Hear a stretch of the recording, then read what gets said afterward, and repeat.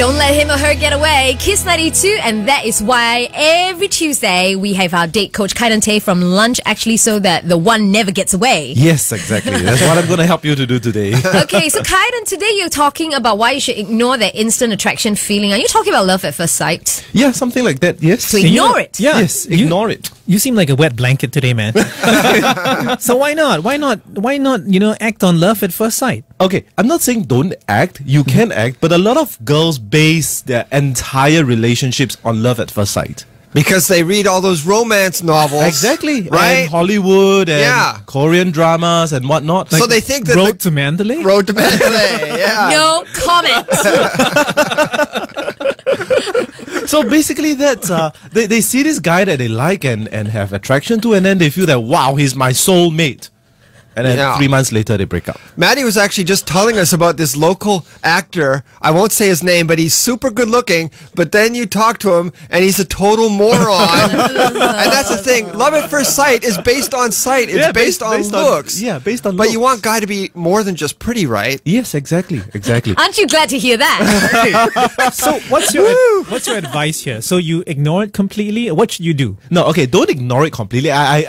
I understand that emotions are very important. I tried to tell the girls to ignore it completely. It doesn't work. Emotions? Right. We're talking about looks here, man. Yeah, but they feel something about the guy. So they feel good about the guy. I've tried to push my clients before to go for guys which I know are good, but they have no attraction to. It didn't work out that well. Okay, all right.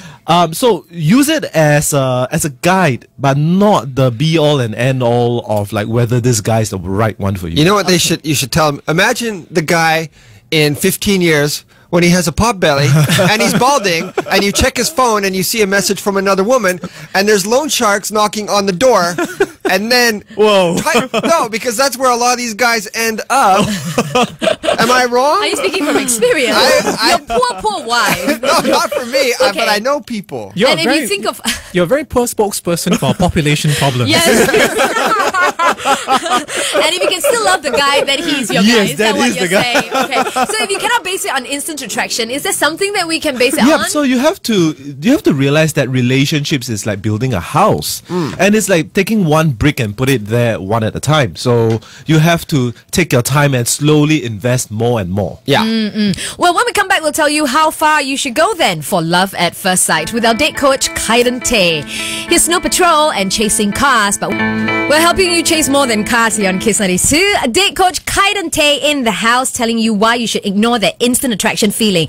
Okay, so Kydon, recently there was a video that went viral of a girl who took a picture of a guy on a train, obviously very attracted to him, thought it was love at first sight, right? And then it went viral because she's trying to get everyone online to help her find him. Yes, okay, exactly. I think that's kind of romantic. What do you think? That's a very good recipe for disaster. Yeah. Life isn't a romance novel, right, Kydon? Exactly. You cynic. Well, why? But why? Specifically, why? Even if she meets him, she's going to have a lot of weird expectations. I've tried something like this before. Right? But I mean, not so dramatic. Yeah, me personally. I met this girl and I tried to go and get to know her and stuff like this. She's very pretty.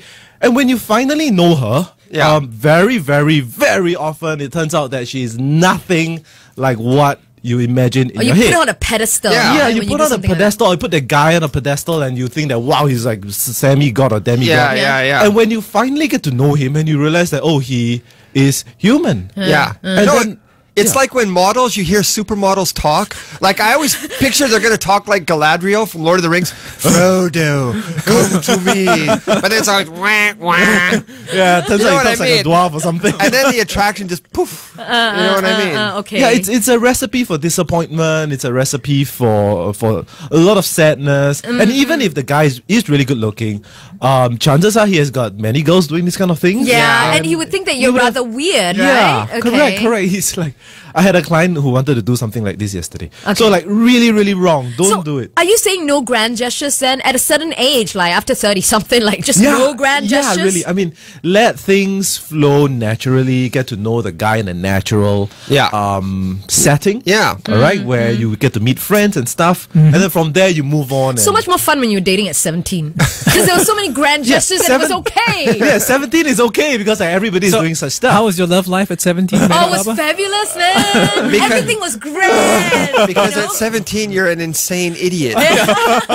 As long as I had fun. Yeah. Date Coach Kydon T from Lunch, actually. Thank you so much. Now, if there's a topic on dating that you want us to cover, please just email us breakfast@kiss92sg and we'll definitely get him on it. All right. Raise the population, we say. Total comfort for my child.